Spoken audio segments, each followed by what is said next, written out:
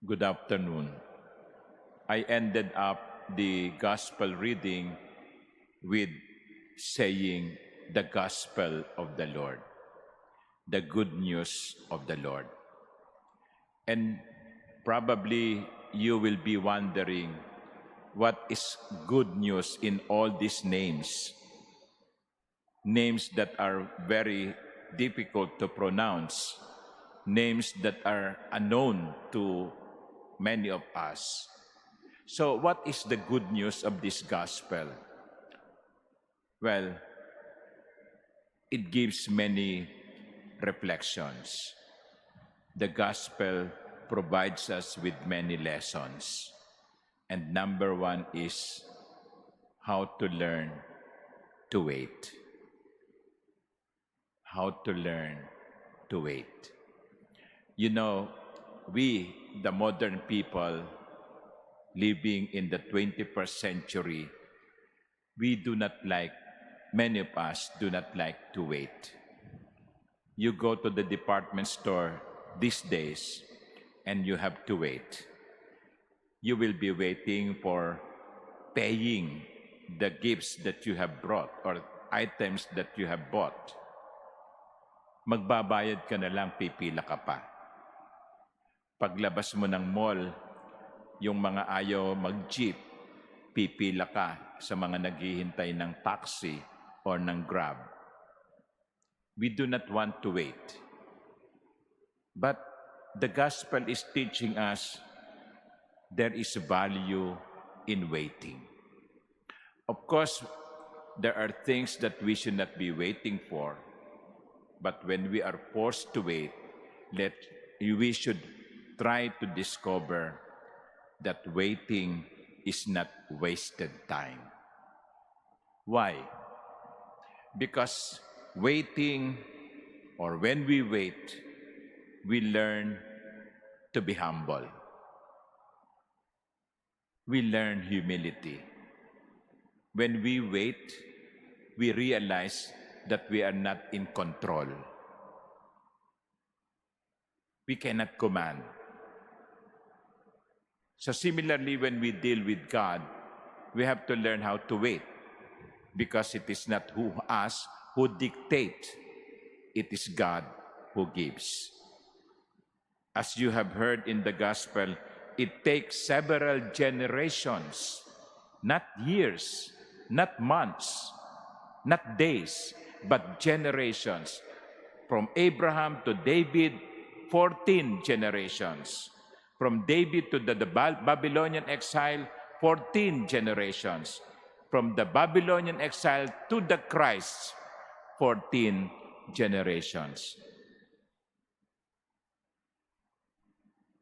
There's about 44 or 42 generations.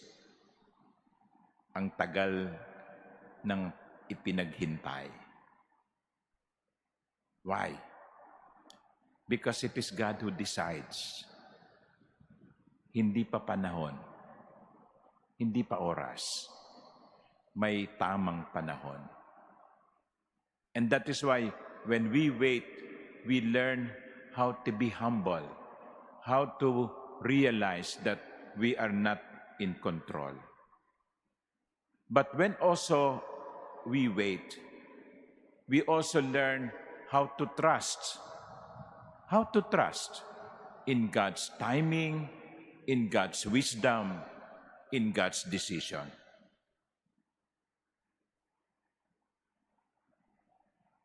Natututo tayo magtiwala sa Diyos at sinasabi nating, alam ng Diyos ang kanyang ginagawa. You know, in the responsorial psalm, our response was, justice shall flourish in his time, and fullness of peace forever. That was the promise. That was the promise made generations ago. Justice will flourish. And then we say, Lord, when? When? Even now. We are asking, where is the injustice? Where is the justice in all this? We say fullness of peace forever. Peace. What peace? There is no peace. When will it happen?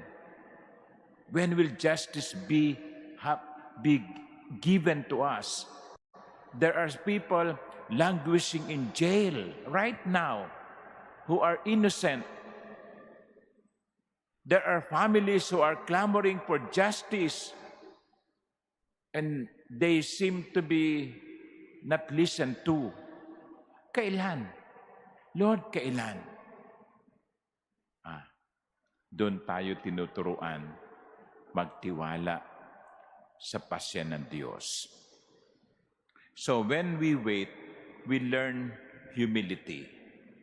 When we wait, we learn to trust. And when we wait, we learn how to purify our desires. Kasi kung minsan, kaya hindi binibigay ng Diyos kaagad ang hinihingi natin para baguhin natin ang ating hinihingi. Kasi kung minsan, gusto lang ng Diyos na linisin natin ang ating intensyon. Kaya kapag kayo'y nagdarasal at ang Diyos ay parang walang pakialam, baka magandang itanong ninyo sa inyong sarili, tama ba itong dinadasal ko? Tama ba itong hinihingi ko?